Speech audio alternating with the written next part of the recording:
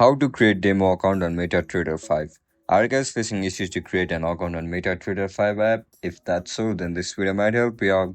First of all, open MetaTrader 5 on your iPhone or laptop devices. If you don't know how to download it, then make sure to check out our guide on how to download it. Once you open the app, now click on setting icon. Once you click on it, now tap on new account.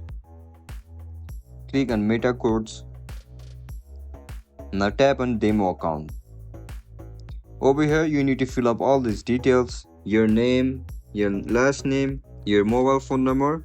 You can also select your leverage and deposit amount. Now click on accept. Once you click on accept, you can see the option for register.